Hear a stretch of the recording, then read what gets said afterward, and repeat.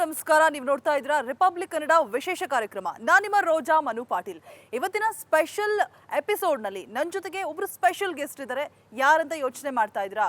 ಇವರು big boss ಮನೆಯಲ್ಲಿ 50 ದಿನವನ್ನ ಸಕ್ಸಸ್ಫುಲ್ ಆಗಿ ಪೂರೈಸಿದ್ದಾರೆ ಅಂತ ಹೇಳಿದ್ರೆ ನಿಜವಾಗ್ಲೂ ತಪ್ಪಾಗಲ್ಲ. ಬಿಕಾಸ್ ಕರುನಾಡ ಜನತೆಯ ಪ್ರೀತಿಯ ಜೊತೆಗೆ ಬಿಗ್ ಬಾಸ್ ಮನೆ ಒಳಗಿರುವಂತಹ ಎಲ್ಲರ ಪ್ರೀತಿನೂ ಕೂಡ ಗಳಿಸಿ ಬಂದಿದ್ದಾರೆ.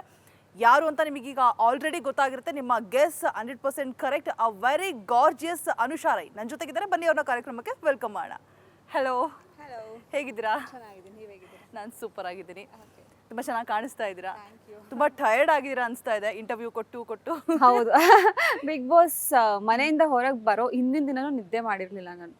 ಮೇ ಬಿ ಗೊತ್ತಿಲ್ಲ ಏನಾಯ್ತು ಅಂತ. ಫುಲ್ ಡೇ ಎದ್ದಿದ್ದೆ. ಬೆಳಗ್ಗೆ ಬ್ರೇಕ್ಫಾಸ್ಟ್ ಆಗಿ ಪ್ರಿಪೇರ್ ಮಾಡಿದ್ದೀವಿ ನಾನು, ವಿಕ್ರಮ್, ಚೈತ್ರ ಎಲ್ಲ ಸೇರಿ. ಅಷ್ಟರಲ್ಲಿ ವೇಕಪ್ ಕಾಲ್ ಬಂತು, ಎಪಿಸೋಡ್ ಶೂಟ್ ಆಯಿತು, ನಾನು ಹೊರಗೆ ಬಂದೆ. ಸೊ ನಿದ್ದೆನೇ ಆಗಿಲ್ಲ. I am dam tired. Okay, ಇನ್ನು ಬಿಗ್ ಬಾಸ್ ಮನೆ ಒಳಗಡೆ ಜನರೆಲ್ಲರ ಪ್ರೀತಿನೂ ಕೂಡ ಸಿಕ್ಕಿದೆ ನಿಮಗೆ. ನಾನು ಒಂದು ಎಪಿಸೋಡ್ನ ನೋಡಿದೆ ನೀವು ಆಚೆ ಬಂದ ಮೇಲೆ. ಏನಾಗುತ್ತೆ ಅಂದರೆ ಒಂದೇ ಮನೇಲಿ ಇದ್ದಾಗ ಒಂದಷ್ಟು ಜಗಳಗಳು, ಮನಸ್ತಾಪಗಳು ಬರುತ್ತೆ. ಬಟ್ ಆದರೂ ಕೂಡ ಯಾರು ಹೇಟರ್ಸ್ ಅಂತ ಇಲ್ಲ ಅನ್ಸುತ್ತೆ ಅನುಷಾ ರೈ.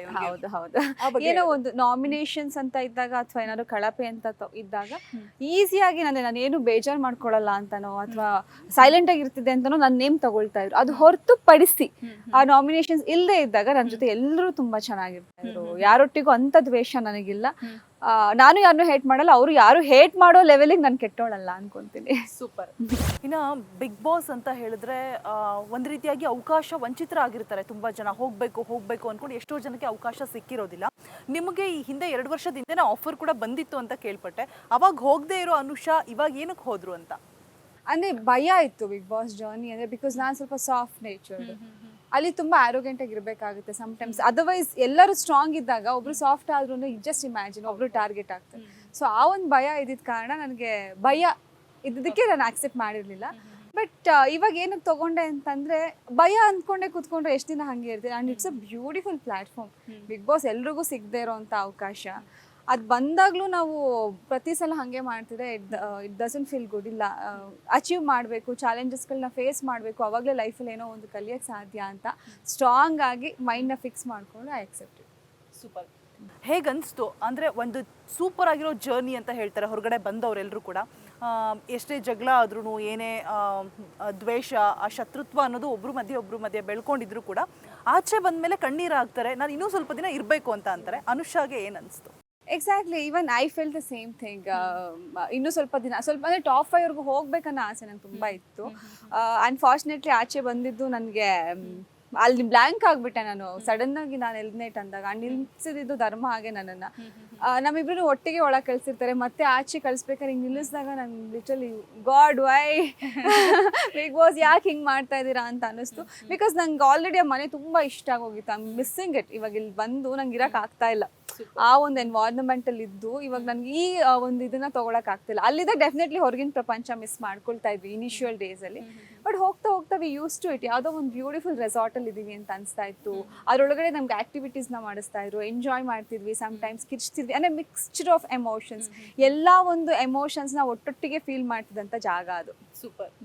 ಅನುಷಾ ಅವರ ಇನ್ನು ಜಗಳ ಅಂದ ತಕ್ಷಣ ನಮಗೆ ಫಸ್ಟ್ ಬಿಗ್ ಬಾಸ್ ಮನೇಲಿ ನೆನಪಾಗೋದೇ ಜಗದೀಶ್ ಅವರು. ಬಟ್ ಅನುಷಾ ಅವರು ಜಗದೀಶ್ ಜೊತೆ ಒಂದ್ಸಲೂ ಜಗಳ ಆಡಿಲ್ಲ ನಾನು ನೋಡಿದ ಮಟ್ಟಿಗೆ. ಹೇಗೆ ಸಾಧ್ಯ ಆಯಿತು ಅದು ಅಂತ ಹೇಳ್ಬಿಟ್ಟು? ಬಿಕಾಸ್ ಎಲ್ಲರ ಕಡೆಯಿಂದನೂ ಓವರಾಲ್ ಆಗಿ ಒಂದು ಕಡೆಯಿಂದ ಜಗಳ ಆಡ್ಕೊಂಡು ಬಂದಿದ್ದಾರೆ. ಬಟ್ ಅನುಷಾ ಅವ್ರು ಜಗಳ ಆಡಿದ್ರೆ ನಾನು ನೋಡಿಲ್ಲ. ನನ್ನ ನೇಚರೇ ಹಾಗೆ. ನನ್ನ ಜೊತೆ ಯಾರಾದರೂ ಅಡ್ಜಸ್ಟ್ ಆದರೆ ಅವ್ರು ನನ್ನ ಹತ್ರ ಜಗಳ ಆಡೋದು, ಕಿರ್ಚಾಡೋದು ಮಾಡಲ್ಲ. ನನ್ನನ್ನು ಅರ್ಥ ಮಾಡ್ಕೊಳ್ದೇ ಇರೋರು ಅಥವಾ ನನ್ನಿಂದ ಸ್ವಲ್ಪ ದೂರ ಇರೋರು ಪ್ರಾಬಬ್ಲಿ ನನಗೆ ಆ್ಯಟಿಟ್ಯೂಡು, ನನಗೆ ದುರಾಂಕಾರ, ಅಥವಾ ನಾನು ಮಾತಾಡೋದು ಇರಿಟೇಟ್ ಆಗ್ಬೋದು. ಬಟ್ ಎಷ್ಟೋ ಜನ ಹೇಳಿದ್ದುಂಟು, ಅವ್ರ ಜೊತೆ ನಿನ್ನ ಹತ್ರ ಮಾತಾಡಿದಾಗ ನಿನ್ನ ಮೇಲೆ ಇದ್ದಿದ್ದು ಒಪಿನಿಯನ್ ಚೇಂಜ್ ಆಯಿತು, ನೀನು ಹಂಗಲ್ಲ ಅಂತ ಅಂದ್ಕೊಂಡೆ ಅಂತ. ಎಕ್ಸಾಂಪಲ್ ಸುರೇಶಣ್ಣ.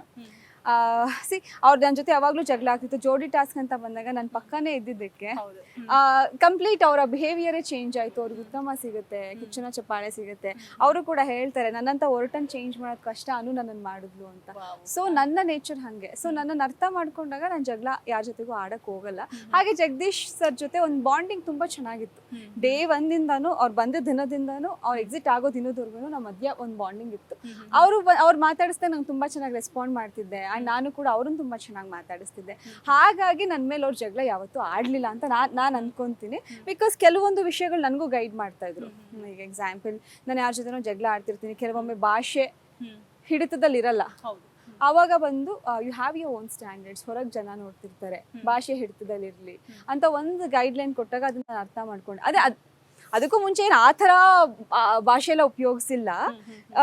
ಒಂಥರ ಸಿಂಗುಲರ್ ಹೋಗಿಲೆ ಇದನ್ನು ಬೇಡಮ್ಮ ಅಂತ ಅಂದಿರು, ಅದನ್ನ ನಾನು ಅರ್ಥ ಮಾಡ್ಕೊಂಡೆ. ಹೌದಲ್ಲ, ಆ ಥರ ಮಾತಾಡೋದು ತಪ್ಪು. ಸೊ ಈ ಥರದ್ದೊಂದು ಬಾಂಡಿಂಗ್ ನಮ್ಮಿಬ್ರು ಮಧ್ಯೆ ಇತ್ತು.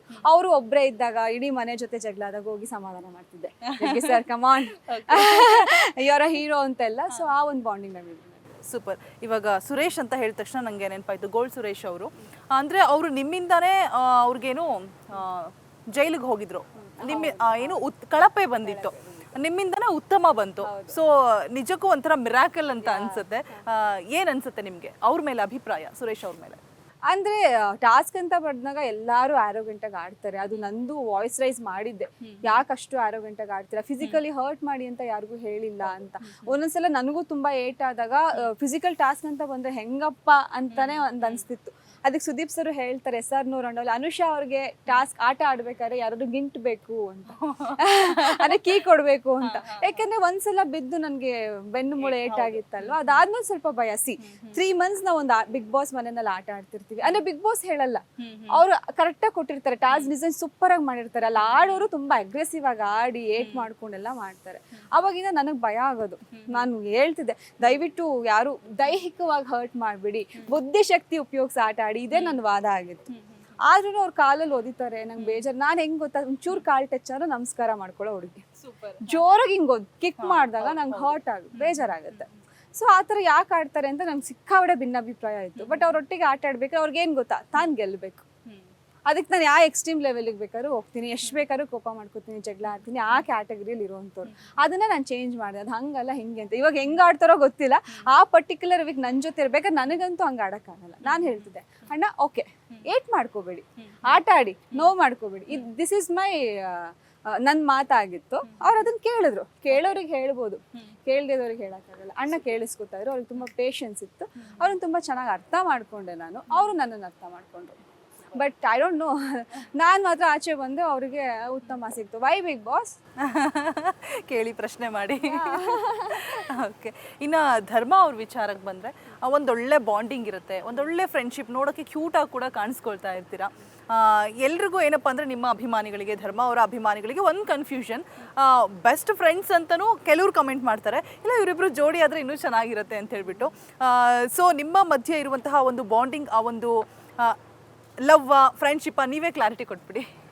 It's a pure friendship. ಯಾಕಂದ್ರೆ ಒಂದು ಹುಡುಗಿಗೆ ಹುಡುಗ ಬೆಸ್ಟ್ ಫ್ರೆಂಡ್ ಇರಬಾರ್ದು ಅಂತ ಏನಲ್ಲ, ಅವ್ರೊಂದು ಒಳ್ಳೆ ಬೆಸ್ಟ್ ಫ್ರೆಂಡ್ ನನಗೆ.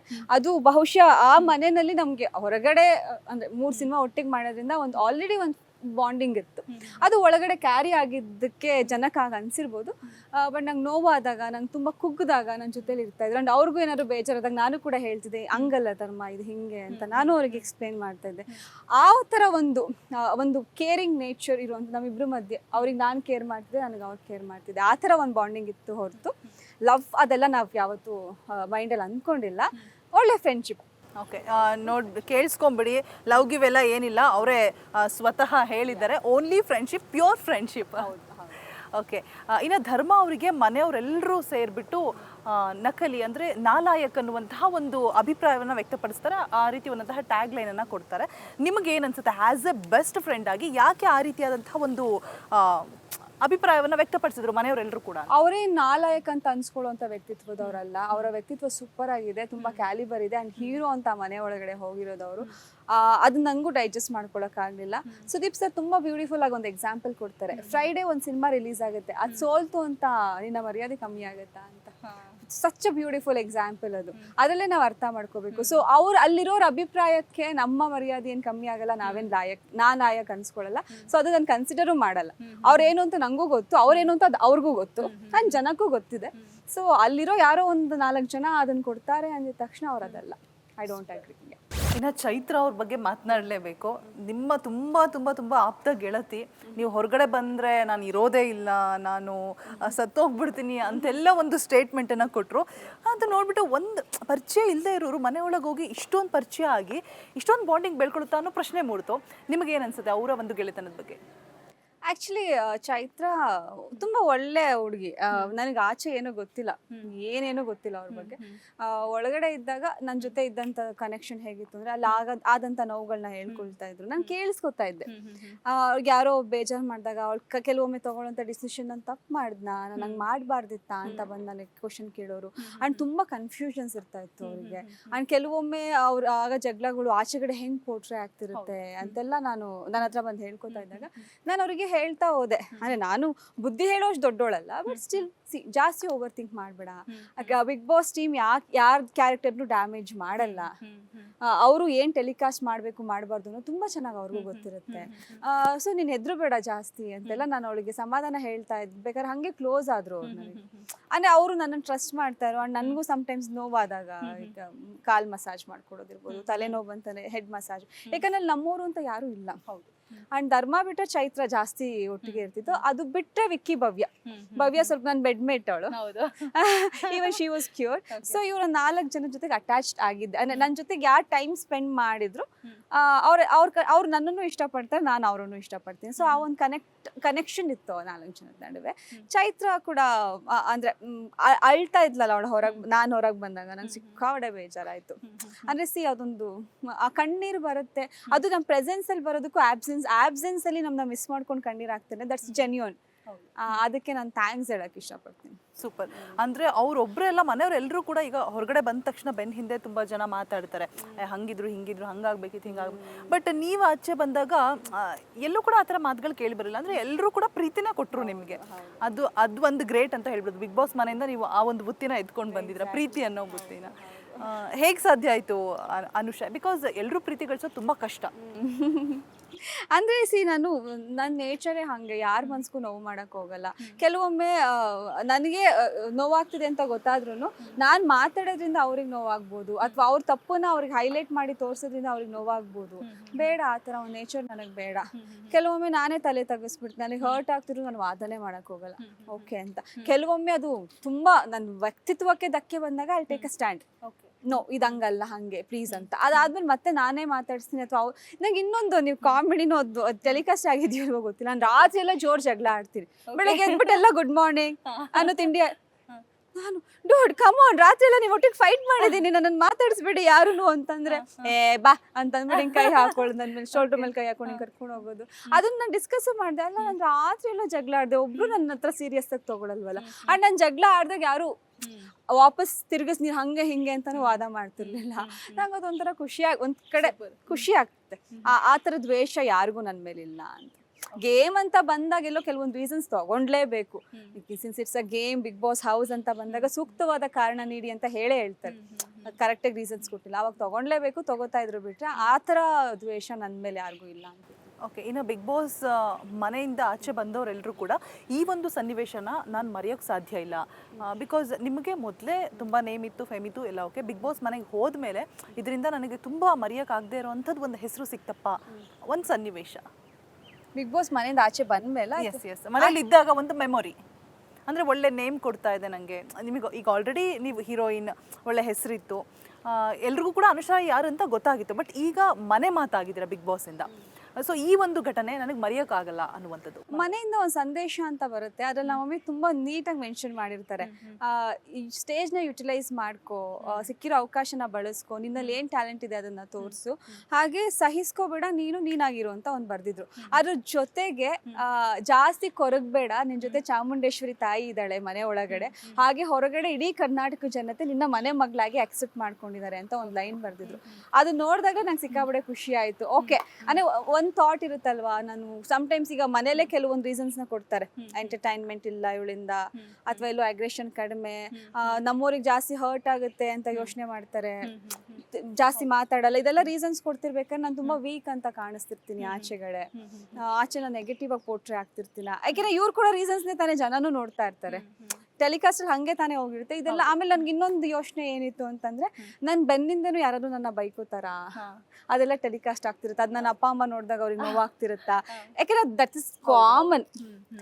ಅದೆಲ್ಲ ಯೋಚನೆ ಮಾಡ್ತಾ ಇದ್ದೆ, ನಾನು ತುಂಬಾ ಯೋಚನೆ ಮಾಡ್ತಾ ಇದ್ದೆ. ಬಟ್ ಲಕ್ಕಿಲಿ ಆ ಒಂದು ಲೆಟರ್ ನೋಡಿದಾಗ ತುಂಬಾ ಖುಷಿ ಆಯ್ತು. ಓಕೆ, ಜನ ಆ ಥರ ಏನು ಅನ್ಕೊಂಡಿಲ್ಲ. ಅಂಡ್ ನಾನು ಇನ್ನೂ ಸ್ಟ್ರಾಂಗ್ ಆಗಿರ್ಬೇಕು. ಮಮ್ಮಿ ಅದನ್ನ ಮೆನ್ಷನ್ ಮಾಡಿದಾರೆ, ಸ್ಟ್ರಾಂಗ್ ಆಗಿರು, ಯುಟಿಲೈಸ್ ಮಾಡ್ಕೋ ಸ್ಟೇಜ್ನ ಅಂತ. ಸೊ ಇನ್ನು ಸ್ಟ್ರಾಂಗ್ ಆಗಿರ್ಬೇಕು ಅಂತ ಅಂದ್ಬಿಟ್ಟು ನನ್ನ ಮೈಂಡ್ನ ಸ್ವಲ್ಪ ಇನ್ನೂ ಸ್ಟ್ರಾಂಗ್ ಮಾಡ್ಕೊಂಡೆ ಆ ಒಂದು ಮೂಮೆಂಟಲ್ಲಿ, ಆ ಸಂದೇಶ ಕಳಿಸಿದಾಗ. ಅನುಷಾ ಅವರ ಏನು ಗೊತ್ತಾ, ಇಷ್ಟು ರಾಯಲ್ ಆಗಿ ಇದ್ಬಿಟ್ಟು ಅಂದರೆ ಅಮ್ಮ ಎಲ್ಲ ಮಾಡ್ಕೊಡ್ತಾರೆ ಕೇಳಿದ್ದನ್ನ, ತುಂಬ ಕೇರ್ ಕೂಡ ಮಾಡ್ತಾ ಇದ್ರು ನಾನು ನೋಡಿದಾಗ. ಆವಾಗಲೇ ನೀರು ಕುಡ್ದ, ಜ್ಯೂಸ್ ಕುಡ್ದ ಅಂತ ಹೇಳ್ಬಿಟ್ಟು ಹಿಂಗಿದ್ಬಿಟ್ಟು ನರಕದಲ್ಲಿ ಹೆಂಗಿದ್ರಿ ಅಂತ ಹೇಳ್ಬಿಟ್ಟು ಫಸ್ಟ್ ಹೋಗ್ತಿದ್ದಂಗೆ ನರಕಕ್ಕೆ ಪ್ರವೇಶ. ನಿಮಗೆ ಮೊಸರನ್ನ ಅಂದರೆ ಆಗಲ್ಲ, ಅದನ್ನೇ ಕೊಡ್ತಾ ಇದ್ರು, ಗಂಜಿ ಹೆಂಗೆ ಫೇಸ್ ಮಾಡಿದ್ರಿ? ಸಿ ಕಂಫರ್ಟ್ ಝೋನಲ್ಲಿ ಆರಾಮಾಗಿದ್ದೀವಿ, ಹೌದು, ಎಲ್ಲ ಸಿಗ್ತಾ ಇತ್ತು, ಎಲ್ಲ ತಿಂತಾ ಇದ್ವಿ, ಎಲ್ಲಿಗೆ ಬೇಕು ಹೋಗ್ತಾ ಇದ್ವಿ, ಮಾಡ್ತಾ ಇದ್ವಿ. ಬಿಗ್ ಬಾಸ್ ಮನೆ ಅಂತ ಬಂದಾಗ, ನರ್ಕ ಅಂತ ಚೂಸ್ ಮಾಡಿದಾಗ ಓಕೆ, ಸ್ವರ್ಗದಲ್ಲಿ ಮತ್ತೆ ನಾವು ಏನಿದ್ವಿ ಇವಾಗ ಹೊರಗಿನ ಲೈಫ್ ಏನಿದೆ ಅದೇ ಸಿಗುತ್ತೆ ಬಿಟ್ರೆ ಏನು ಡಿಫ್ರೆನ್ಸ್ ಇರಲ್ಲ. ಆ ಡಿಫ್ರೆನ್ಸ್ನ ಫೀಲ್ ಮಾಡಕ್ ಹೋಗಿದ ತಕ್ಷಣನೇ ಒಂದು ಅವಕಾಶ ಸಿಗ್ತಲ್ವಾ, ದಟ್ಸ್ ಆಕ್ಚುಲಿ ಗುಡ್. ನರ್ಕ ಅನ್ನೋ ಒಂದು ಎಕ್ಸ್ಪೀರಿಯನ್ಸ್ನ ನಾವು ಆಚೆಗಡೆ ಇದ್ದಾಗ ಯಾರು ನೀವು ಮಾಡಲ್ಲ, ನಾನು ಚಾನ್ಸೇ ಇಲ್ಲ. But that's a Bigg Boss house, ಅಲ್ಲಿ ಆಟ ಆಡಕ್ಕೆ ಬಂದಿದ್ದೀವಿ. ಆ್ಯಂಡ್ ಡೇ ಒನ್ನಿಂದಾನೇ ಟಾಸ್ಕ್ ಶುರು ಅಂತ ನಾನು ಮೈಂಡಲ್ಲಿ ಫಿಕ್ಸ್ ಮಾಡ್ಕೊಂಡೆ. ಎಲ್ಲೋ ಒಂದೆರಡು ಕಡೆ ಫೀಲ್ ಆಗಿದ್ದು ನಿಜ, ಬೇಕಾಗಿತ್ತಾ ಅಂತ. ಏಕೆಂದರೆ ಊಟ ಸಿಗ್ತಿರ್ಲಿಲ್ಲ, ಎನರ್ಜಿ ಇಲ್ಲದೆ ಆಟ ಆಡಕ್ಕೆ ಹೋದಾಗ. ಬಟ್ ಫಸ್ಟು ಒಂದು ಟಾಸ್ಕಲ್ಲೇ ಗೆಲ್ತೀನಿ ನಾನು, ಎನರ್ಜಿ ಇಲ್ಲದೆ ಇದ್ರು ಆ ಒಂದು ಫಿಸಿಕಲ್ ಟಾಸ್ಕಲ್ಲಿ ಗೆದ್ದು ಹಿಂಗೆ ಶೂಲ ಹಿಂಗೆ ಇಟ್ಕೊಂಡು ನಿಂತ್ಕೋತೀನಲ್ಲ, ಲೈಫಲ್ಲಿ ಏನು ಬೇಕಾದ್ರೂ ಮಾಡೋಕ್ಕೆ ಸಾಧ್ಯ ಇದೆ. ಹೊರಗಡೆ ಹಂಗಿದ್ರೂ ಒಳಗೆ ಬಂದು ಆ ಥರ ಒಂದು ಲೈಫ್ನ ಅಳವಡಿಸ್ಕೊಂಡಾಗ, ಅದ್ರ ಜೊತೆ ಟಾಸ್ಕ್ನು ಆಡಿ ವಿನ್ ಆದಾಗ ಎದ್ರಲೇಬಾರ್ದು. ಬಿಗ್ ಬಾಸ್ ಮನೆ ನನಗೆ ಖಂಡಿತ ಸೂಕ್ತವಾಗಿದೆ, ನಾನು ಇಲ್ಲಿ ಆಟ ಆಡಕ್ಕೆ ಬಂದಿದ್ದೀನಿ ಅಂತ ಅಂದ್ಬಿಟ್ಟು ಅಲ್ಲಿ ಇನ್ನೂ ಜಾಸ್ತಿ ಸ್ಟ್ರಾಂಗ್ ಆಗ್ತಾ ಹೋದೆ. ಅವ್ರು ಟಾಸ್ಕ್ ವಿನ್ ಆಗಿ ಹಂಗೆ ನಿಂತ್ಕೊಂಡಾಗ ಅದೇನೋ ಒಂದು ಪವರ್ ಕೊಡ್ತು ಅನ್ಸುತ್ತೆ ದೇವ್ರು ನನಗೆ. ಸೂಪರ್. ಆ ನರಕದಲ್ಲಿದ್ದಾಗ ಒಂದು ವಿಚಾರ ಸಿಕ್ಕಾಪಟ್ಟೆ ಹೊರಗಡೆ ಚರ್ಚೆ ಆಯಿತು, ಮತ್ತು ಟ್ರೋಲ್ ಕೂಡ ಆಯಿತು. ಅದೊಂಥರ ನೆಗೆಟಿವ್ ಅಂತ ಅನ್ಕೋತೀನಿ ನಿಮಗೆ. ಏನಂತ ಅಂದರೆ, ನಿಮಗೆ ಊಟ ತಿನ್ನೋಕ್ಕಾಗಲ್ಲ ಅಂತ ಹೇಳಿದಾಗ ಎಲ್ಲೋ ರೈಸ್ ಏನೋ ಕೊಡ್ತಾರೆ ಬಿಗ್ ಬಾಸ್.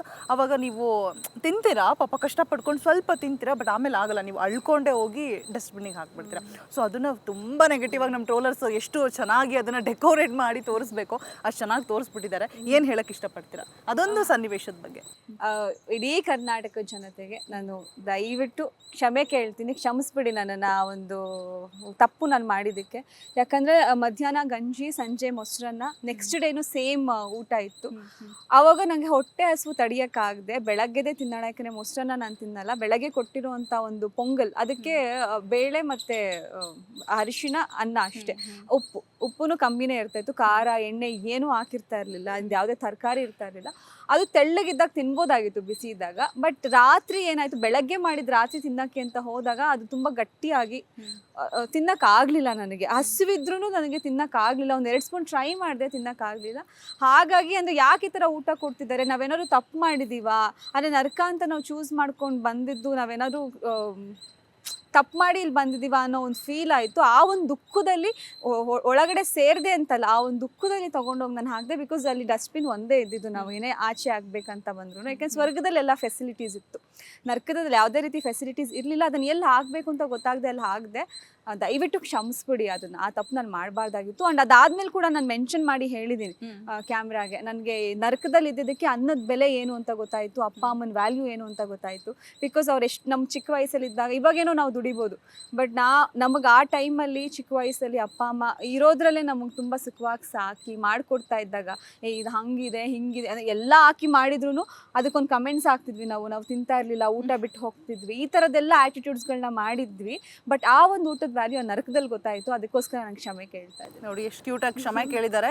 ನೀವು ಏನು ಅವ್ರು ಡಸ್ಟ್ಬಿನ್ನಿಗೆ ಹಾಕಿದ್ದನ್ನ ಟ್ರೋಲ್ ಮಾಡಿದ್ರಿ, ಕ್ಷಮೆ ಕೇಳಿದ್ದನ್ನು ಕೂಡ ಅಷ್ಟೇ ಚೆನ್ನಾಗಿ ಅಕ್ಸೆಪ್ಟ್ ಮಾಡಬೇಕು. S.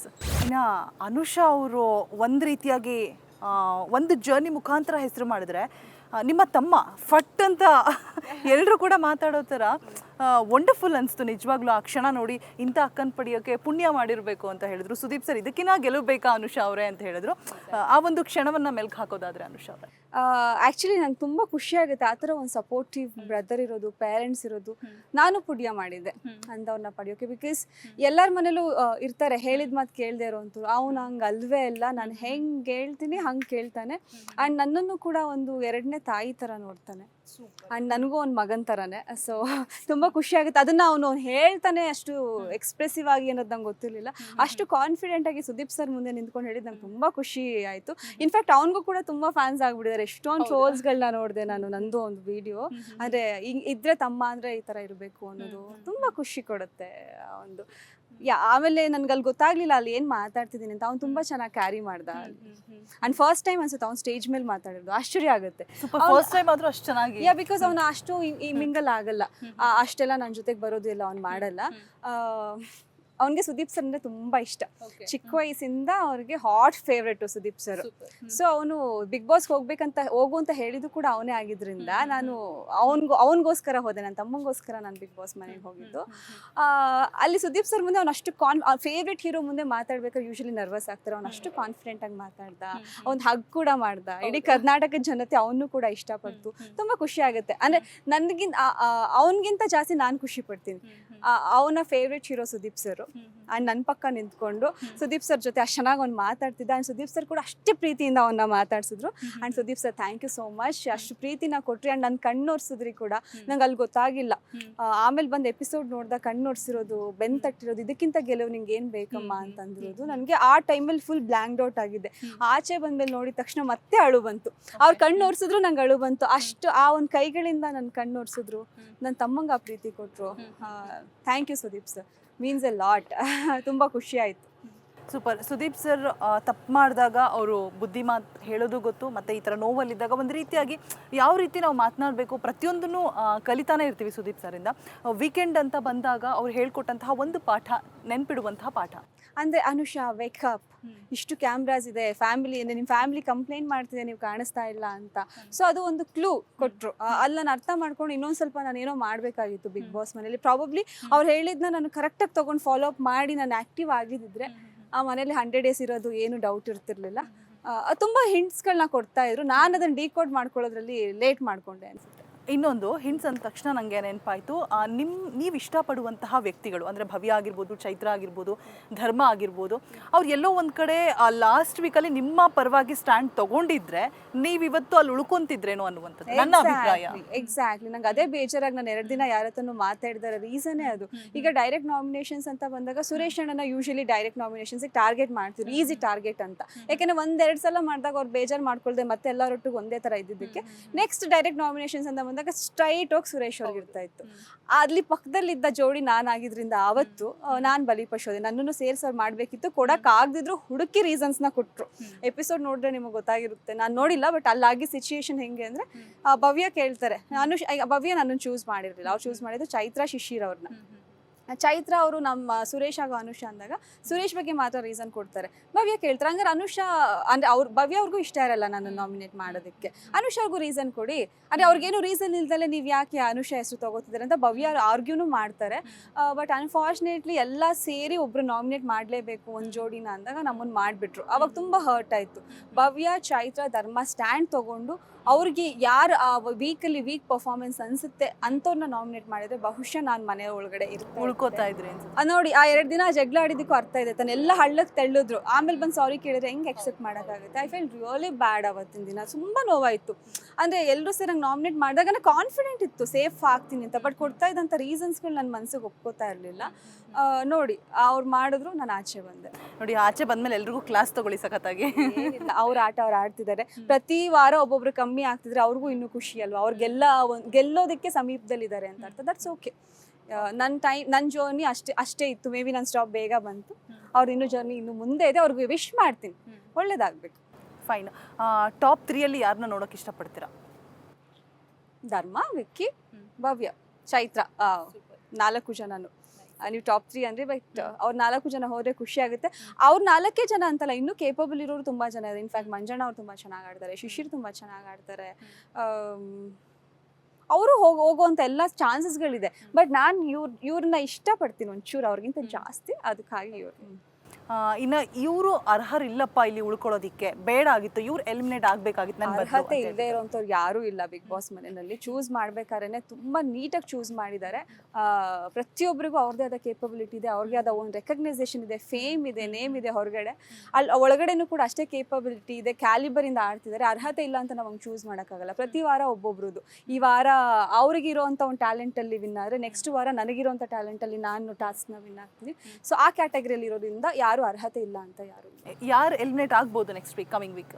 It's very tough to decide ಮಾಡೋಕ್ಕಾಗಲ್ಲ. ಯಾಕಂದರೆ ನಿನ್ನೆ ನಾಮಿನೇಷನ್ಸ್ ನೋಡಿದಾಗ ಸೇಮ್ ಇವ್ರುಗಳೇ ಆಗಿದ್ದಾರೆ. ಗೌತಮಿ, ಮೋಕ್ಷಿತಾ, ಮಂಜಣ್ಣ, ತ್ರಿವಿಕ್ರಮ್, ಹನುಮಂತು, ಧರ್ಮ. ತುಂಬ ಕಷ್ಟ ಇದೆ ಡಿಸೈಡ್ ಮಾಡೋಕ್ಕೆ. ನೋಡ್ಬೇಕು ಏನಾಗುತ್ತೆ. ಇನ್ನು ಅನುಷಾ ಅವರ ಫ್ಯಾಮಿಲಿಯವರು ಎಷ್ಟು ಸಪೋರ್ಟಿವ್ ಆಗಿದ್ದಾರೆ, ಅಮ್ಮ ಆಗಿರ್ಬೋದು, ತಮ್ಮ ಆಗಿರ್ಬೋದು, ಅಪ್ಪ ಆಗಿರ್ಬೋದು ಅಂತ ನೋಡಿದ್ವಿ. ಅಪ್ಪ ಬೇಸಿಕಲಿ ಹೆಡ್ ಮಾಸ್ಟರ್, ಅವರಿಂದ ಕಲಿತಂತಹ ಒಂದು ಪಾಠ ನೀವು? ತುಂಬ ಹೇಳ್ಕೊಡ್ತಾರೆ ಅಂತಂದರೆ. ಆ್ಯಂಡ್ ನಮ್ಮನೇಲಿ ಹೇಳ್ಕೊಡೋ ಅಂಥದ್ದು ಡ್ಯಾಡಿ ಏನಿಲ್ಲ ನನಗೆ. ನೀನು ಕರೆಕ್ಟಾಗಿ ಮಾಡ್ತಿದ್ಯಾ, ನೀನು ಹೋಗ್ತಾ ಇರೋ ದಾರಿ ಕರೆಕ್ಟ್ ಇದೆ, ಅದನ್ನು ವೈಸಾಗಿ ಚೂಸ್ ಮಾಡ್ಕೊಂಡು ಗುರಿ ಮುಟ್ಟು, ಅದಕ್ಕೇನು ಎಫರ್ಟ್ಸ್ ಹಾಕ್ಬೇಕು ಹಾಕು. ಈವನ್ ಮಮ್ಮಿನೂ ಕೂಡ ನನ್ನ ಸ್ಟಾರಾಗಿ ನೋಡ್ಬೇಕಂತ ಆಸೆ. ಈವನ್ ನನ್ನ ತಮ್ಮಂಗೂ ತುಂಬ ಇದೆ. ಆ್ಯಂಡ್ ಎಲ್ಲ ಮದುವೆ ಮಾಡ್ಕೋ ಅಂತ ಹೇಳೋ ಒಂದು ಕಾಲದಲ್ಲಿ ನನ್ನ ತಮ್ಮ ಅವಳಿಗೆ ಯಾಕೆ ಮದುವೆ ಮಾಡಬೇಕು, ಇವಾಗ ಅವಳು ಅಚೀವ್ ಮಾಡಲಿ, ಎಲ್ಲರೂ ಲೈಫು ಸೇಮ್ ಆಗಬಾರ್ದು, ಅವಳಿಗೆ ಆ ಒಂದು ಕ್ಯಾಲಿಬರ್ ಇದೆ, ಅದನ್ನ ಅವಳು ಉಪಯೋಗಿಸ್ಕೊಂಡ್ಲಿ, ಅವಳು ಸ್ಟಾರ್ ಆಗಿ ನೋಡೋಣ ಫಸ್ಟು, ಆಮೇಲೆ ಮದುವೆ ಮಾಡೋಣ ಅಂತಂದ್ಬಿಟ್ಟು ಆ ಥರ ಒಂದು ಮನೇಲಿ ಈ ಥರ 3 ಜನನು ಒಮ್ಮತವಾಗಿ ತೊಗೊಂಡು ನನಗೆ ಸಪೋರ್ಟ್ ಮಾಡ್ತಾರೆ. ಖುಷಿ ಆಗುತ್ತೆ. ಇನ್ನು ಧರ್ಮ ಅವರು, ನೀವು ಒಳಗಡೆ ಹೋಗ್ತಾನೋ ಜೊತೆಗೆ ಹೋಗ್ತೀರಾ ನೀವು ಧರ್ಮ ಅವರು? ಆ್ಯಂಡ್ ಫೈನಲ್ ಲಾಸ್ಟ್ ವೀಕಲ್ಲಿ ಕೂಡ ಇಬ್ಬರು ಒಟ್ಟಿಗೆ ನಾಮಿನೇಟ್ ಆಗಿರುವಂಥದ್ದು, ಅಂದರೆ ಹಾಟ್ ಸೀಟಲ್ಲಿ ಇಬ್ಬರು ಕೂಡ ಕೂತಿರ್ತೀರಾ. ಅದು ಒಂಥರ ಕಾಕತಾಳೀಯ ಅಂತಲೇ ಹೇಳ್ಬೋದಾ, ಅಥವಾ ಏನು ಅನಿಸ್ತು ನಿಮಗೆ, ಏನು ಫೀಲ್ ಆಯಿತು? I literally don't know. And first ನಾನು ಇರ್ತೀನಿ ಸ್ಟೇಜ್ ಮೇಲೆ, ಅವ್ರು ಬರ್ತಾರೆ, ಒಟ್ಟಿಗೆ ಒಳಗೆ ಕಳಿಸ್ತಾರೆ. ಆ್ಯಂಡ್ ಡೇಂಜರ್ ಝೋನಲ್ಲೂ ಇಬ್ಬರನ್ನ ನಿಲ್ಲಿಸ್ತಾರೆ. ನನಗೆ ಗೊತ್ತಿಲ್ಲ, ಬಿಗ್ ಬಾಸ್ಗೆ ಕ್ವಶನ್ ಮಾಡ್ಬೇಕು ನಾನು, ಯಾಕೆ ಬಿಗ್ ಬಾಸ್ ಅಂತ. ನಾವಿಬ್ಬರು ನಿಂತಾಗ ಲಿಟ್ರಲಿ ನನಗೆ ನಾನು ಗೆಲ್ಲಬೇಕು ಅನ್ನೋ ಸ್ವಾರ್ಥನೂ ಹೊರಟೋಯ್ತು ತಲೆನಲ್ಲಿ. ಎಂತ ಇದು, ಈಗ ಇಬ್ಬರೂ ಒಟ್ಟಿಗೆ ಕರೆಸಿ ಒಟ್ಟಿಗೆ ಕಳಿಸ್ಬಿಟ್ರೆ ಅದೊಂಥರ ಅವಮಾನ ಅಂತ ಹೇಳಕ್ಕಾಗಲ್ಲ. ಸಿಕ್ಕಾಬಡೆ ಮನ್ಸಿಗೆ ನೋವಾಗೋಗುತ್ತೆ. ಅದ್ರ ಜೊತೆಗೆ ಒಬ್ರು ಉಳಿತಾರೆ, ಒಬ್ರು ಹೋಗ್ತಾರೆ ಅನ್ನೋದು ಬೇಜಾರು. ಯಾಕೆ ಹಿಂಗೆ ಆಗ್ತಿದೆ ಅನ್ನೋದು ಓಡ್ತಾ ಇತ್ತು. ಹಿಂಗೆ ಗ್ರೀನು ರೆಡ್ ಬೀಳ್ತಾ ಇದೆ. ಅದನ್ನ ಇಮ್ಮಿಡಿಯೇಟ್ ಆಗಿ ಅವ್ರು ಮಾಡಲ್ಲ, ಟೈಮ್ ತಗೊಂತಾರಲ್ಲ. ಓಕೆ, ಹೋಗೋ ಟೈಮ್ ಬಂತು ಅನ್ಸುತ್ತೆ ಪ್ರಾಬಬ್ಲಿ. ಡಿಸೈಡ್ ಆಗೋಣ, ಅಳ್ಬಾರ್ದು. ಮಮ್ಮಿ ಹೇಳಿ ಕಳ್ಸಿದ್ರು ಕಾನ್ಫಿಡೆಂಟ್ ಆಗಿರು ಅಂತ. ಕಾನ್ಫಿಡೆಂಟಾಗಿ ಹೋಗೋಣ ಅಂತ ಅಂದ್ಕೊಂಡೆ. ಹಂಗೆ ಅಂದಮೇಲೆ ರೆಡ್ ಲೈಟ್ ಆಗುತ್ತೆ. Okay, anyways congratulation. ನಾನು ತುಂಬ ಎಕ್ಸ್ಪ್ರೆಸ್ಸು ಮಾಡಲಿಲ್ಲ, ನೀವು ನೋಡಿರ್ತೀರಾ ಅನ್ಸುತ್ತೆ. ಈ ಮನೆ ಬಿಟ್ಟು ಹೋಗ್ತಿದ್ದೀನಿ ಅಂತ ಅಂದ್ಬಿಟ್ಟು ತುಂಬ ಫೀಲ್ ಮಾಡ್ಕೊಂಡು ಎಕ್ಸ್ಪ್ರೆಸ್ ಎಲ್ಲ ಮಾಡೋಕೆ ಹೋಗಿ, ಇದೇಗೆ ಇದ್ದಿದ್ದ ವ್ಯಕ್ತಿ ಅವರೊಬ್ಬರೇ ಮನೇಲಿ, ಯಾರಿಗೂ ನಾನು ಹೋಗ್ಬಿಟ್ಟು ಬಾಯ್ ಹೇಳೋ ಅಂತ ಪರ್ಮಿಷನ್ ಸಿಕ್ಕಲಿಲ್ಲ. ಹಾಗೆ ಆಚೆ ಬರಬೇಕಾಗಿತ್ತು ಸ್ಟೇಜ್ ಮೇಲೆ. ನಾನು ಕಂಗ್ರ್ಯಾಚುಲೇಷನ್, ಪ್ಲೇ ಸ್ಟ್ರಾಂಗ್, ಚೆನ್ನಾಗಿ ಆಟ ಆಡಿ ಅಂತ ಹೇಳಿ ಸ್ಟ್ರಾಂಗ್ ಆಗೇ ನಿಂತಿದ್ದೆ, ಕಾನ್ಫಿಡೆಂಟ್ ಆಗೇ ನಿಂತಿದ್ದೆ. ಹೋಗ್ಬಿಟ್ಟು ಆಚೆ ಇನ್ನೊಂದು ಲೈಫ್ ಇರುತ್ತೆ, ಅದನ್ನು ಹೋಗ್ಬಿಟ್ಟು ಮಾಡೋಣ ಅಂತ. ಬಟ್ ಕಣ್ಣಿಗೆ ಹಿಂಗೆ ಬಟ್ಟೆ ಕಟ್ಬಿಟ್ರು, ಯಾಕೆಂದರೆ ನಾವು ನೋಡೋಂಗಿಲ್ಲ ಅಲ್ಲಿ ಏನಿದೆ ಅಂತ. ಕಣ್ಣಿಗೆ ಬಟ್ಟೆ ಕಟ್ಟಿ ಕರ್ಕೊಂಬಂದು ಸ್ಟೇಜ್ ಹಿಂದೆಗಡೆ ಹಿಂಗೆ ಓಪನ್ ಮಾಡಿದ್ರಲ್ವ, ನಂಗೆ ಅಷ್ಟು ಜನ ಸ್ಟೇಜ್ ಎಲ್ಲ ನೋಡಿದಾಗ ಮುಗ್ದೋಯ್ತಾ ಬಿಗ್ ಬಾಸ್ ಜರ್ನಿ.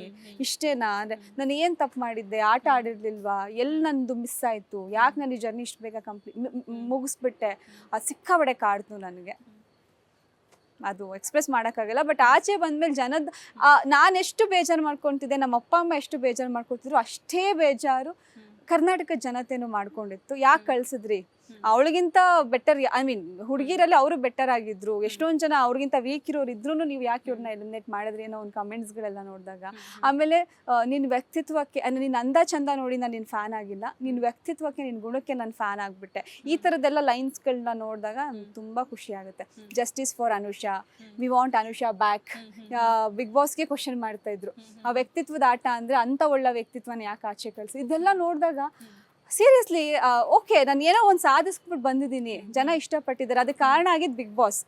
ಅವ್ರು ನನ್ನ ಅರ್ಧಕ್ಕೆ ಕಳಿಸಿದ್ರು, ಇಷ್ಟೊಂದು ಜನದ ಪ್ರೀತಿನ ಕೊಡೋಕ್ಕೆ, ನಾನು ತಗೊಳ್ಳೋಕ್ಕೆ, ಅದಕ್ಕೆ ವೇದಿಕೆ ಕ್ರಿಯೇಟ್ ಮಾಡ್ಕೊತಿದ್ದು ಬಿಗ್ ಬಾಸ್. ಅದ್ರಗೊಂದು ಅವಕಾಶ ಕೊಟ್ಟಿದ್ದಕ್ಕೆ ನಾನು ಲೈಫ್ ಲಾಂಗ್ ಥ್ಯಾಂಕ್ಸ್ ಹೇಳೋಕ್ಕೆ ಇಷ್ಟಪಡ್ತೀನಿ.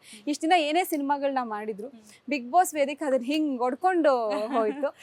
ಹೌದು, ಯಾಕೆಂದರೆ ಏನೇ ಸಿನಿಮಾ ಮಾಡಿದ್ರು ಕೆಲವೊಮ್ಮೆ ಕೆಲವು ಜನಕ್ಕೆ ಇಷ್ಟ ಆಗುತ್ತೆ, ಕೆಲವು ವರ್ಗಗಳಿಗೆ ಇಷ್ಟ ಆಗಲ್ಲ. ಬೋತ್ ಮಿಕ್ಸ್ಚರ್ ಒಪಿನಿಯನ್ಸ್ ಇರುತ್ತೆ, positive and negative. But Bigg Boss ವೇದಿಕೆಯಿಂದ ನಾನು ಹೊರಗೆ ಬಂದಾಗ ಎಂಟೈರ್ ಪಾಸಿಟಿವ್ ಕಮೆಂಟ್ಸ್ ಇತ್ತು, ಪಾಸಿಟಿವ್ ಒಪಿನಿಯನ್ಸ್ ಇತ್ತು. ಇನ್ನೇನು ಬೇಕು, ಕೊಡ್ತಲ್ಲ ಬಿಗ್ ಬಾಸ್ ನನಗೆ, ಸಾಕು. ಇನ್ನು ಇದು ಒಂದು ಪ್ರಶ್ನೆ ಕೊನೆಯದಾಗಿ ಐಶ್ವರ್ಯ ಅವ್ರ ವಿಚಾರ. ಅಂದರೆ ಒಂಚೂರು ಅಲ್ಲಿ ಇಲ್ಲಿ ಮನಸ್ತಾಪಗಳಿತ್ತು, ಆದರೂ ಕೂಡ ನೀವೆಲ್ಲೂ ಅವ್ರ ಮೇಲೆ ವಾಯ್ಸ್ ರೈಸ್ ಅಷ್ಟಾಗಿ ಮಾಡಿರಲಿಲ್ಲ. ಬಟ್ ಅವರೆಲ್ಲೋ ಒಂದು ಕಡೆ ಹೇಟ್ ಮಾಡ್ತಾ ಇದ್ರ, ನಿಮ್ಮನ್ನ ಹೊಟ್ಟೆ ಕಿಚ್ಚು ಜಲಾಸಿ ಪಡ್ತಾ ಇದ್ರ, ನೀವು ಪಡ್ತಾ ಇದ್ರ, ಅವ್ರು ಪಡ್ತಾ ಇದ್ರ ಅನ್ನೋದು? ನಾನು ಯಾವತ್ತೂ ಪಟ್ಟಿಲ್ಲ. ಇನ್ಫ್ಯಾಕ್ಟ್ ಅವ್ರು ನನಗೆ ಫೇಕ್ ಅಂದ್ರು, ಡಿಪ್ಲೊಮ್ಯಾಟಿಕ್ ಅಂದ್ರು, ಮನೆಯಿಂದ ಯಾರು ಹೋಗ್ಬೇಕಂದಾಗ ಅನುಷಾ ಅಂದ್ರು, ಎಷ್ಟೊಂದು ಸಲ ಅಂದ್ರು ನಾನು ಯಾವತ್ತೂ ಬೇಜಾರು ಮಾಡ್ಕೊಂಡಿಲ್ಲ. ಅವಳ ಮೇಲೆ ಕೋಪನೂ ಬರ್ತಿಲ್ಲ, ಇವತ್ತಿಗೂ ಬಂದಿಲ್ಲ, ಬರಲ್ಲ. ಅವಳು ಫೇಕ್ ಅಂದ್ರು ನಾನು ತಿರ್ಗಿಸ್ ಅವಳಿಗೆ ಫೇಕ್ ಅಂತ ಕೊಡ್ತಾ ಇರ್ಲಿಲ್ಲ. ಏನೋ ನನ್ನ ಮನ್ಸಲ್ಲಿ ಅವಳ ಮೇಲೆ ತುಂಬಾ ಒಳ್ಳೆ ಒಪಿನಿಯನ್ ಇದೆ. ನನ್ಗೇನು ಆ ಥರ ಜಲಸ್ಸು, ಪೊಸಿಟಿವ್ನೆಸ್ಸು ಅಥವಾ ಅವಳು ನನಗೆ ಹಂಗೆ ಅಂದ್ಲು ನಾನು ಅವಳಿಗೆ ವಾಪಸ್ ಹಂಗೆ ಅನ್ಬೇಕು ಅನ್ನೋ ಒಂದು ಈಗೋ ಏನೂ ಇಲ್ಲ. Super nice. ಹೊರಗಡೆ ಬಂದಮೇಲೆ ಯಾವ ರೀತಿ ಇರ್ತೀರಾ ಕಾದ್ ನೋಡೋಣ. ಆ್ಯಂಡ್ ಫೈನಲಿ ಈ ಪ್ರಶ್ನೆಗೆ ನಿಮಗೆ ಆನ್ಸರ್ ಮಾಡ್ಬೇಕನ್ಸಿದ್ರೆ ಮಾಡ್ಬೋದು, ಇಲ್ಲ ಅಂದರೆ ನೋ ಇಶ್ಯೂಸ್. ಈಗ ಬಿಗ್ ಬಾಸ್ ಮನೆ ಒಳಗಡೆ ಹೋಗುವಂಥ ಸಂದರ್ಭದಲ್ಲಿ ಯಮುನಾ ಆಗಿರ್ಬೋದು, ಒಂದಷ್ಟು ಜನ ದರ್ಶನ್ ಅವ್ರಿಗೆ ಫ್ಯಾನ್ ಬೇಸ್ ಅಂತಲೇ ಇತ್ತು, ದರ್ಶನ್ ಪರವಾಗಿ ಮಾತನಾಡಿದ್ರು ಒಳಗಡೆ ಹೋದಾಗ. ಸೊ ನೀವು ಕೂಡ ದರ್ಶನ್ ಅವ್ರ ಜೊತೆಗೆ ಒಂದಷ್ಟು ಫೋಟೋಗಳನ್ನು ತೆಕ್ಕೊಂಡಿರೋದನ್ನ ನಾನು ಮನೇಲಿ ನೋಡಿದೆ. ಸದ್ಯದ ಪರಿಸ್ಥಿತಿ ಬಗ್ಗೆ ಹೇಳೋದಾದರೆ ನಂಗೆ ಆಚೆ ಬಂದ ತಕ್ಷಣನೇ ನಮ್ಮ ಮಮ್ಮಿ ಹೇಳಿದ್ರು, ನಿಮ್ಮ ದರ್ಶನ್ ಸರ್ ರಿಲೀಸ್ ಆದರು. I was so excited, release ಆದ್ರ ಫೈನಲಿ ಅಂತ. ಬಟ್ ಹಂಗೆ ಹೇಳಿದ್ರು ತಾತ್ಕಾಲಿಕವಾಗಿ ಆರೋಗ್ಯ ಸಮಸ್ಯೆ ಆಗಿದೆ ಅಂತ. ಹಂಗೆ ಕುಗ್ಗೋಯ್ತು ಮನಸ್ಸು ಮತ್ತೆ ನನಗೆ. ಓ ಶೆಟ್, ಅಂದರೆ ಎಷ್ಟು ಕಷ್ಟ ಅನುಭವಿಸ್ತಿದ್ದಾರೆ ಅವರು, ಯಾಕೆ? ಅವ್ರಿಗೆ ತುಂಬ ಒಳ್ಳೆ ವ್ಯಕ್ತಿತ್ವ ಇದೆ. ಈ ಸಮಸ್ಯೆ ಯಾಕೆ ಬಂತು, ಯಾಕಾಯಿತು ದೇವ್ರಿಗೆ ಗೊತ್ತು. ಬಟ್ ನಾನಂತೂ ನನ್ನ ಪ್ರೇಯರ್ಸ್ ಅಂತೂ ಅವ್ರ ಜೊತೆ ಇರುತ್ತೆ. ಆದಷ್ಟು ಬೇಗ ಆರೋಗ್ಯ ಸಮಸ್ಯೆಗಳು ನಿವಾರಣೆ ಆಗಿ ಈ ಒಂದು ಏನು ಸಮಸ್ಯೆ ಅವ್ರ ಪರ್ಸ್ನಲ್ ಲೈಫಿಗೆ ಆಗಿದೆ ಅದೆಲ್ಲ ಮುಗಿಸಿ ಕಂಪ್ಲೀಟ್ ಪೂರ್ಣವಾಗಿ ಅದನ್ನು ಬೇಗ ಮುಗಿಸಿ ಹೊರಗೆ ಬಂದು ಚಾಲೆಂಜಿಂಗ್ ಸ್ಟಾರ್ ದರ್ಶನ್ ಆಗಿ ನಮ್ಮ ಕರ್ನಾಟಕದ ಮುಂದೆ ನಿಂತ್ಕೋಬೇಕು. ಅವ್ರಿಗೋಸ್ಕರ ಇಡೀ ಕರ್ನಾಟಕ ಕಾಯ್ತಾ ಇದೆ, ಯಾವಾಗ ಅವರು ಸಲೀಸಾಗಿ ಹೊರಗೆ ಬರ್ತಾರೆ ಅಂತ ಅನ್ನೋದು ನನ್ನ ಪ್ರೇಯರ್ಸ್ ಅವ್ರ ಜೊತೆ ಇರುತ್ತೆ. Nice, super. Thank you so much Anusha ಅವರೇ. ಸಾಕಷ್ಟು ವಿಚಾರಗಳನ್ನು ಹಂಚ್ಕೊಂಡ್ರಿ. ನಿಮ್ಮ ಒಂದು ಬಿಗ್ ಬಾಸ್ನ ಬಿಗ್ ಜರ್ನಿ ಬಗ್ಗೆ ಒಂದು ಸ್ವಲ್ಪ ಹೊತ್ತಲ್ಲಿ ನಮ್ಮ ಜೊತೆಗೆ ಸಂಕ್ಷಿಪ್ತವಾಗಿ ವಿವರಣೆಯನ್ನು ನೀಡಿದ್ರಿ ಅಂತ ಹೇಳ್ತಾ ನಿಮ್ಮ ಒಂದು ಅಮೂಲ್ಯವಾದ ಸಮಯವನ್ನು ನಮ್ಮೊಟ್ಟಿಗೆ ಕಳೆದಿದ್ದಕ್ಕೆ ಧನ್ಯವಾದ. Thank you so much. ನೋಡಿದ್ರಲ್ವಾ ವೀಕ್ಷಕರೇ, ಗಾರ್ಜಿಯಸ್ ಅನುಷಾ ರೈ ಅವರ ಬಿಗ್ ಬಾಸ್ ಜರ್ನಿಯ ಒಂದಷ್ಟು ಎಕ್ಸ್ಪೀರಿಯನ್ಸ್ ನಮ್ಮ ಜೊತೆ ಶೇರ್ ಮಾಡಿದಂಥದ್ದು. ಇನ್ನಷ್ಟು ಒಳ್ಳೊಳ್ಳೆ ಕಂಟೆಂಟ್ಗಳಿಗಾಗಿ ಮಿಸ್ ಮಾಡದೆ ಫಾಲೋ ಮಾಡಿ ರಿಪಬ್ಲಿಕ್ ಕನ್ನಡ. ನೋಡ್ತಾ ಇರಿ ರಿಪಬ್ಲಿಕ್ ಕನ್ನಡ, ಇದು ನಿಮ್ಮ ಧ್ವನಿ.